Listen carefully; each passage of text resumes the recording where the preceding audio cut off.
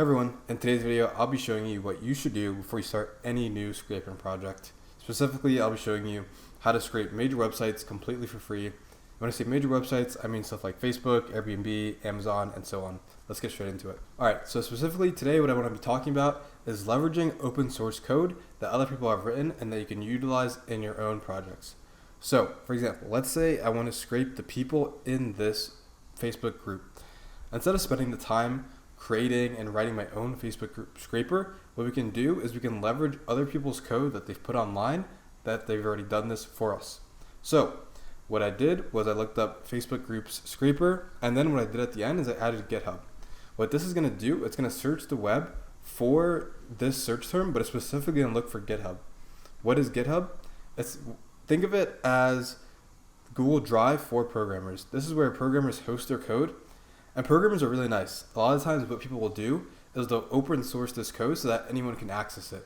So as you can see, if I click on this first link, it opens up this URL on GitHub. And this is a Facebook members group scraper, completely free to use. And they give the code away completely for free. They put all this hard work and it's available for free for people to use like us. So what we could do is we could just copy it right here.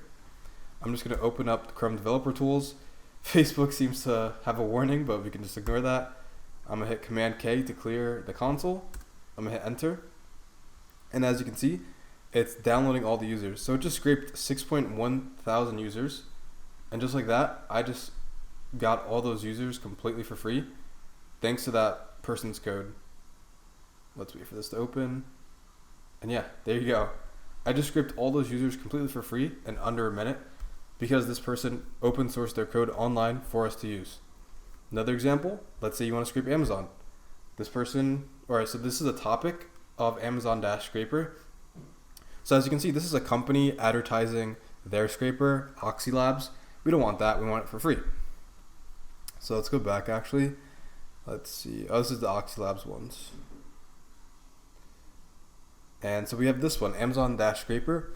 Something to keep in mind is you want to look at the history of this. So this was 5 years ago. I would imagine Amazon has changed their website since then. So what we're going to want to do is find a different package that's more up to date and more recent.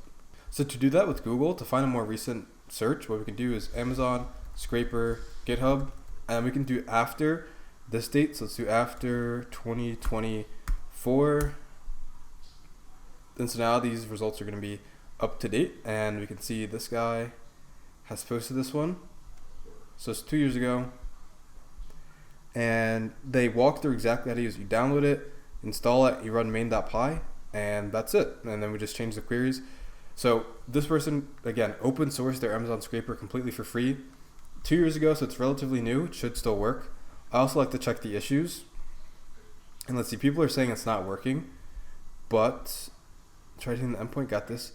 So mileage may vary. So what you're doing when you're using these is you're basically assuming that these work. Depending on how recent it is and when the last updates were, it may or may not work. So let's try to do 2025. See if we can get an even more recent one. Okay, so this was April 22nd, 2025. That's when it was updated. Let's see. I just created an Amazon web scraper. So let's see it at this. Let's do this one. All right, so this is perfect. 3 days ago, brand new Amazon web scraper that we can use completely for free. And so this is fantastic. I just wanted to record this extra segment to add something else. Basically, if you're going to use these scrapers, just keep in mind that your account may get banned depending on the service. So for example, if you're scraping on TikTok, Facebook, Instagram, LinkedIn, whatever it may be, it's actually against their terms of service technically. So if you get caught, your account could get banned. So just make sure if you're doing that, you have that in mind. You're being respectful of the platforms.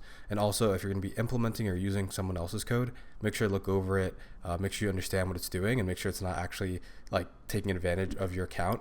So just keep that in mind. A lot of people may post good things on the internet to help you, but other people may be malicious and may have some bad packages out there. So just keep that in mind.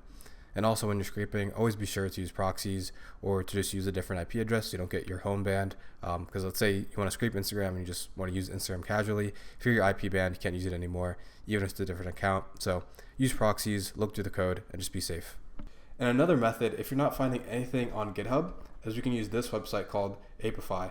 And it's the same exact thing. They have tons of web scrapers to use. Only catch is that these are paid. So for example, let's say I want to scrape Instagram. This Instagram scraper scrapes profiles, hashtags, places, locations, comments, but there's a catch. For every 1,000 results, we pay $2.30. However, if you're a business and you want to expand your outreach, this could be worth it because let's say you scrape 10,000 profiles, you spend that money. However, you charge each client like $1,000 or hundreds of dollars, you make that money back anyway. So it's just up to you and your budget. But these are a few ways that you can save time on development and get the results quickly. However, keep in mind, you want to use recent up-to-date packages and code, because if not, you could end up spending more time than just coding yourself. But I just want to bring this to your attention, save some time on programming. And yeah, if you guys enjoyed this video, make sure to leave a like, subscribe, and I'll be dropping more content soon.